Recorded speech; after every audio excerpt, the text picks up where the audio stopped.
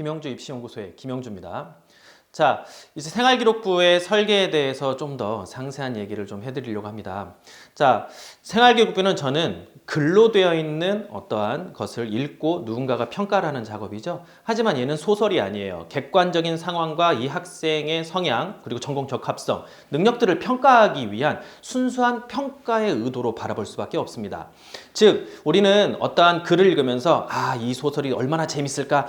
이런 의도를 가지고 사실 읽진 않죠. 편하게 읽다가 재밌으면 읽는 거고 이런 것들이 많을 텐데 생활기록부는 그렇지 않더라는 거예요. 평가자들이 얘한테 점수를 얼마나 줘야 되는지에 대해서 계속 고민하면서 생활기록부를 읽을 수밖에 없죠. 그렇기 때문에 그 평가 요소에서 특정 단어가 차지하는 것이 굉장히 클 것이다. 그리고 이제 2024학년도부터 자기소개서가 없어지면 많은 사람들이 공감하고 있는 건 뭐냐면 면접이 강화될 거라는 거예요.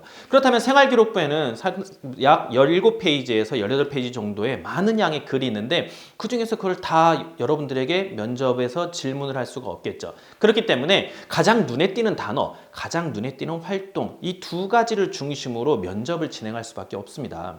그런데 여기서 이제 문제가 하나 발생하는데 뭐 어떤 문제가 발생하냐면 자, 그렇다면 그 단어를 뭘로 선택할 것이냐에 대해서 이제 어떻게 기록할 것이냐, 이 두 가지로 남습니다. 제가 지난 시간에는 특정 단어를 찾는 방식을 간략하게 말씀을 드렸어요. 자, 자신이 목표하고 있는 대학, 그리고 그 대학의 홈페이지, 어떤 홈페이지? 내가 지원하는 학과의 홈페이지를 인터넷 검색창에 검색을 해서 나오는 여러 기사들이나 그리고 어떤 연구 내용들, 발표들을 쭉 꼼꼼히 읽으면서 거기서 의미 있고 재밌는 단어들을 찾아서 그 단어들을 기록하는 것이라고 말씀을 드렸습니다. 그런데 문제는 뭐냐면은 지금 현재 학생들이 공부하는 형태를 한번 생각을 좀 해볼게요. 뭐냐면은 사실 주변에 많은 학원들이 있지만 대부분의 학원들은 어떤 학원들이요? 국어, 영어, 수학.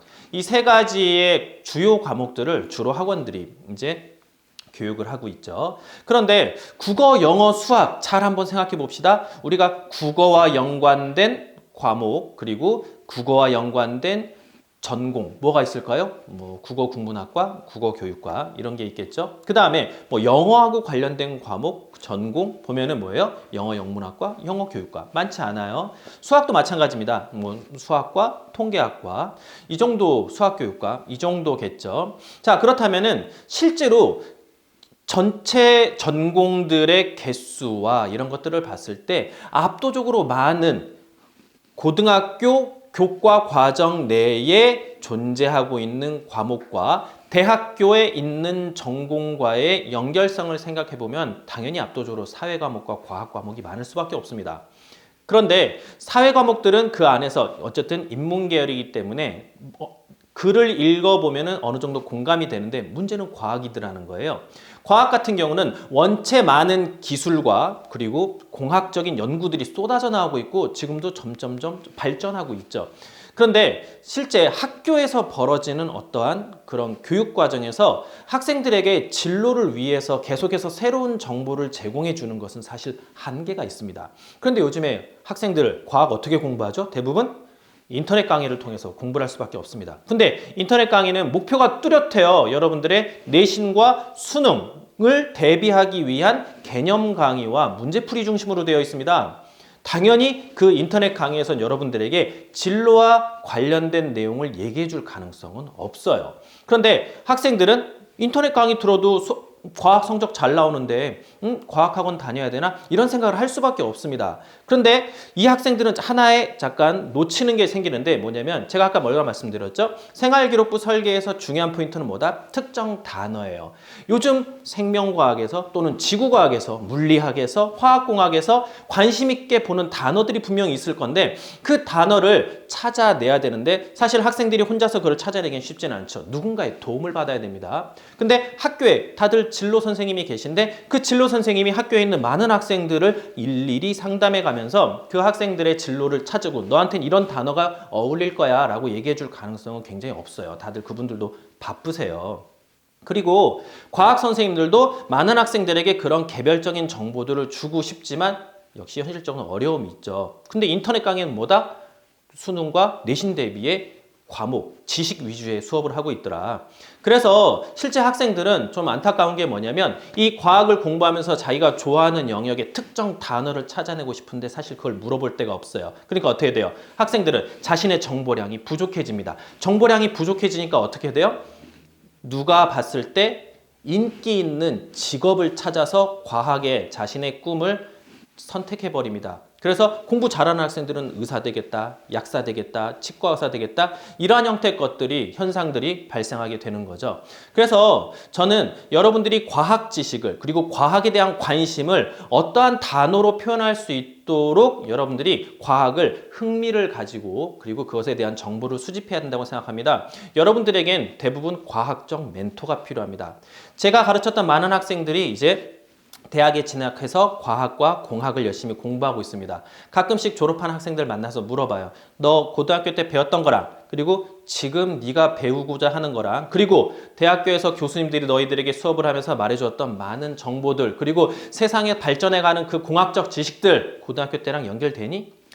안 된다라고 얘기를 합니다. 왜 그러냐면은 고등학교는 기본적으로 기초과학 기본 지식을 가르치는 거지 거기서 심화된 내용과 응용된 영역들을 가르쳐 주지 않아요. 여러분들에겐 그런 과학적 정보 그리고 그 여러분들을 표현할 수 있는 한 가지의 생활기록부 설계를 위한 단어를 찾기 위한 그런 과정들이 있어야 될 것입니다.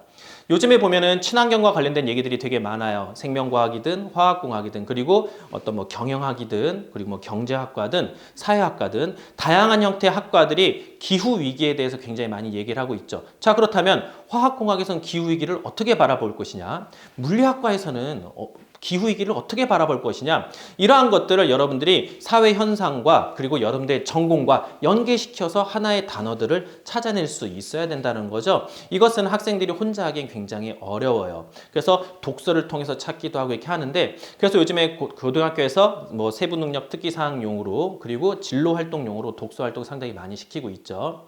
자, 그러면 그런 과정에서 학생들이 진로를 찾는 방식과 방향에 대해서 잠깐만 말씀을 드리자면 학생들은 실제로 자신의 꿈을 찾는 게 제가 보기에는 크게 한 4종류로 결정이 되는 것 같습니다. 저는 부모님들한테 이런 얘기를 합니다. 학생들이 진로를 탐색하는데 가장 핵심적인 1번 영향은 누구냐? 부모님의 영향이 가장 큽니다. 부모님을 통해서 얻는 정보가 되게 많아요. 왜 그러냐면 항상 같이 붙어 있고 사실 학교에도 많이 있지만 부모님들과 얘기 나누는 시간이 굉장히 많죠. 그래서 부모님이 관심 가지고 있는 영역, 관심 가지고 있는 직업에 대해서 학생들은 자신도 모르게 관심을 가질 수밖에 없습니다. 그래서 그러한 영역들을 학생들이 진로로 선택하는 경우가 상당히 많더라는 거죠. 자, 그럼 여기서 한 가지만 좀 말씀드릴게요. 자, 이 학생들이 자신의 생활기록부 설계를 위한 특정 단어를 찾아야 된다. 그 단어를 찾기 위해서는 과학에 대한 흥미와 누군가의 멘토가 있어야 된다. 그런데 그러한 멘토를 찾기 위해서 다양한 노력들을 하지만 어렵다. 그럼 저는 학부모님들한테 이렇게 말씀드릴 수 있습니다. 뭐냐면 당신의 자녀의 진로, 꿈은 뭐라고 생각하십니까? 라고 물어보면 부모님들은 뭐라고 얘기하시냐면 애들한테 물어보면 되죠 라고 얘기를 하더라는 거죠. 애들한테 물어봐요. 넌 꿈이 뭐니? 그러면 학생들은 전 몰라요 라고 대부분 대답을 해요. 자, 요거 하나만 기억해 주셨으면 좋겠습니다. 자, 그 단어를 찾기 위한 여정의 가장 1번이 부모님들의 노력이 필요해요. 근데 어떤 노력이 필요하냐? 학생들의 진로를 계속해서 물어봐주는 노력이 아니라 여기서 가장 필요한 건 부모님들이 생각하는 일정 부분의 꿈을 학생들에게 추천해 주시는 게 굉장히 중요합니다. 학생들은 가만 냅두면 진로를 찾을 수 없어요. 왜? 진로가 없어요. 왜? 정보가 없어요. 정보가 왜 없어요? 물어볼 데가 없거든요. 그렇기 때문에 부모님들이 너는 이런 꿈이 맞을 거야. 너는 이런 직업이 맞지 않을까? 요즘엔 이런 것이 굉장히 좀 흥미로운 영역인 것 같아 라고 제안을 해주시는 게 굉장히 필요하더라는 거죠. 진로는 찾는 게 아닙니다. 부모님이 1번으로 장착해 주는 거라고 접근해 보시면 훨씬 더 학생들과 대화를 하고 그리고 학생들도 내 꿈은 찾아가는 게 아니라 만들어가는구나 라는 인식을 시작하게 됩니다. 그 과정 속에서 생활기록부 설계는 완성돼 갈 것 같습니다. 자, 이제까지 그 종합전형에 대해서 그리고 생활기록부 설계에 대해서 간략하게 말씀드렸습니다. 지금까지 김영주였습니다. 감사합니다.